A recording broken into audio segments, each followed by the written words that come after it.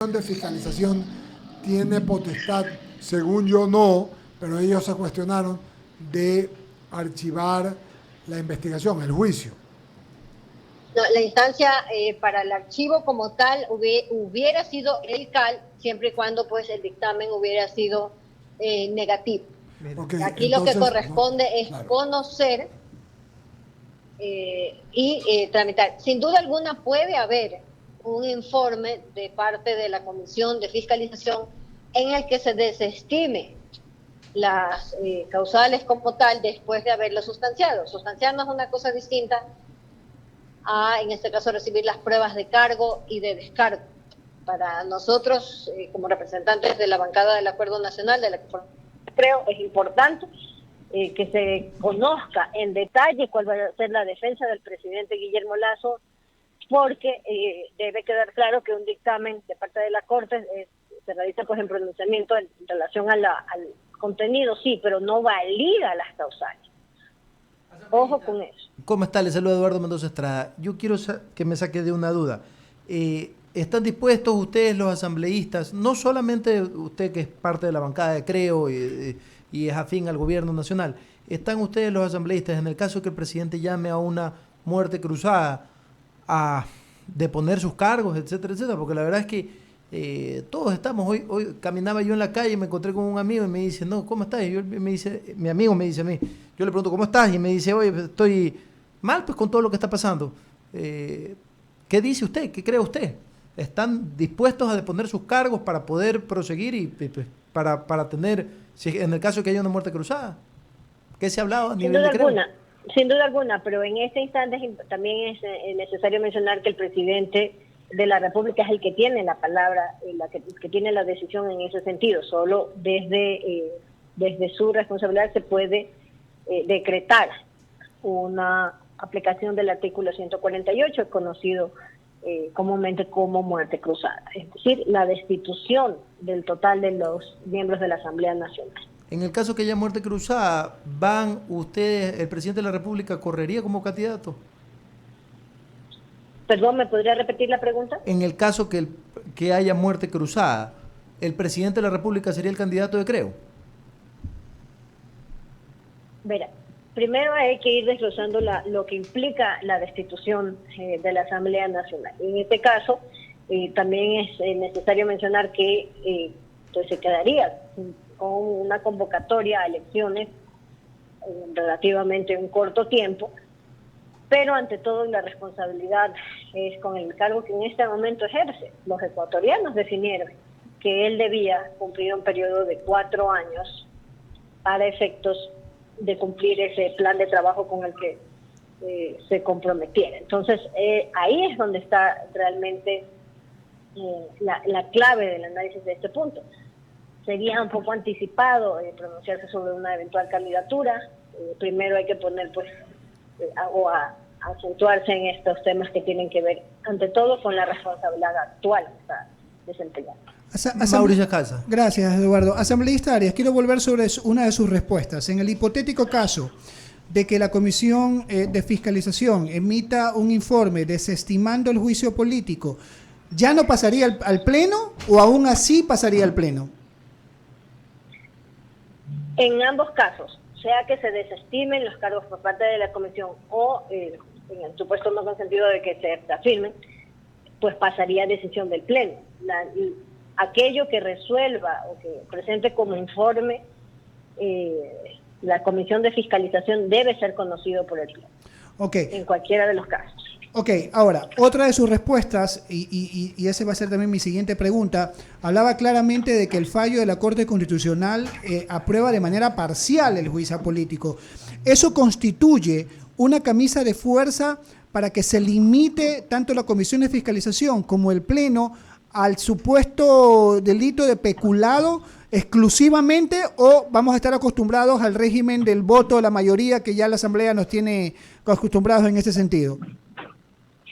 Creo que ahí es importante que para que la ciudadanía conozca y todos podamos comprender e ir siguiendo este proceso, que el fallo de la Corte, el dictamen de la Corte, es una presentación de un criterio más bien, no se pronuncia sobre la lógica como tal o la veracidad de la acusación. Eso corresponde a la sustanciación de la solicitud de juicio político.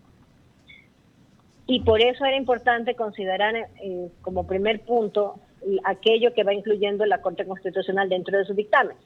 Primero, en la calidad de parcial, es decir, del total de acusaciones que existían, hay una sola que va a poder sustanciarse, que va a poder conocerse, tendrá que realizarse pues la parte de la acusación y también la parte de los descargos.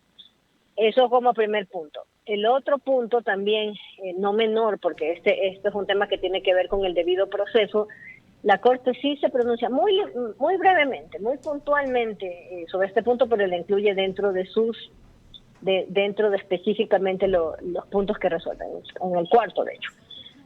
En el cuarto punto señala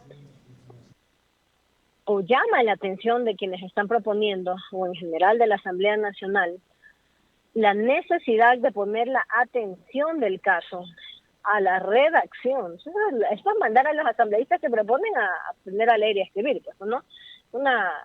Es un comentario pues redactado de la manera más formal, pero el fondo es ese, porque ahí estaban todas las observaciones que nosotros realizáramos en su momento con respecto pues a los artículos del proceso que no correspondían al presidente o vicepresidente de la República, sino en general a los ministros y demás autoridades. De la misma forma también los artículos más citados que eran parte de la acusación como tal. Y otro punto también importante, me despego un poco de lo que tiene que ver estrictamente con el juicio, porque claro, la redacción de la solicitud de juicio político incluía un comentario que no calzaba con el resto de la redacción y era el que tiene que ver con una opinión de los proponentes con respecto a la aplicación del artículo 148 de la Constitución, dígase muerte cruzada. Entonces, estos son puntos asambleísta, tengo. Ahora, gracias. regresando a específicamente lo que se puede o no sustanciar con respecto a este caso. Asambleísta Arias, Luisa Delgadillo le saluda. Gracias. Sí, mire, rápidamente, desde su respetable punto de vista, ¿existen en estos momentos las causales para que el presidente pueda ir hacia una muerte cruzada? Lo uno. Y lo segundo, del escenario que estamos viviendo y en virtud de toda esa incertidumbre que en este momento tenemos los ecuatorianos en general, ¿qué cree usted que políticamente hablando es lo menos malo? Lo analizábamos aquí, pero me gustaría oír su opinión. ¿Ir hacia el juicio político o a la muerte cruzada? ¿Qué nos haría menos daño en medio de todo lo que estamos viviendo? Usted lo ha mencionado con todo el criterio del caso. ¿Por qué? Porque ambas decisiones, ir a la defensa del juicio político o a aplicar el artículo 148 de la Constitución, tienen implicaciones inmediatas y de mediano y largo plazo. Y no es solamente para quienes formamos parte en este momento de la Asamblea Nacional o para el presidente como tal. Es para todos los ecuatorianos, porque nosotros tenemos que tener, y es por eso, y en función de eso es que voy a presentar en mi respuesta. Creo que va a ser importante realmente que esto se aclare dentro de la Asamblea, se proceda con la defensa y se continúe el periodo una vez superado esta situación. Creo que es muy importante realmente que se concluya el periodo y en ese mismo sentido se responda por todo el plan de gobierno.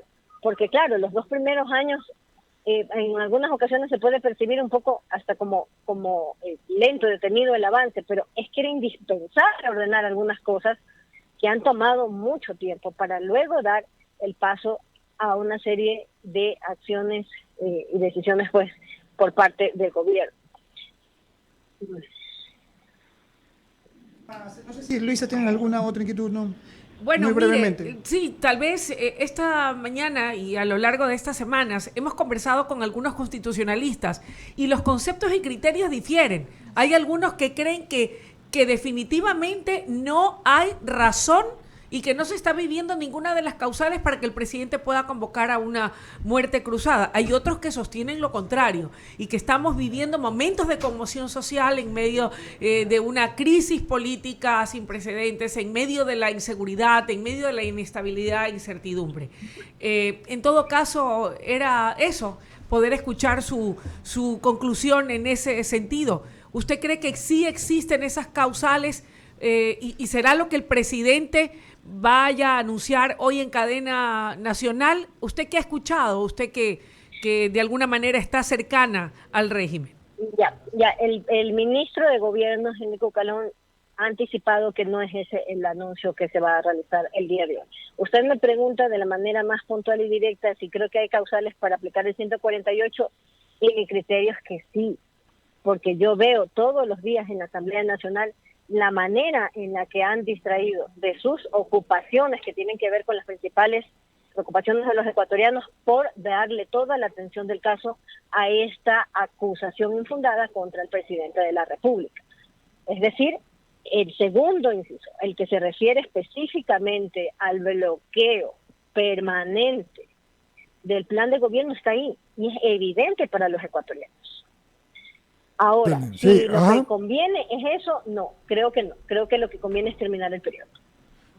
Mauricio. Clarísimo, estaba clarísimo. Queda clarísimo, le mandamos un abrazo, esperamos vernos pronto y gracias por su concurso, asambleísta Natalia Arias, muy gentil. Muchísimas gracias, buenas tardes. Vamos al corte comercial, ya está María Fernanda Rumbea en plataforma, vamos a conversar con ella cuando regresemos aquí en el diálogo de la tarde. Vamos al corte, regresamos enseguida.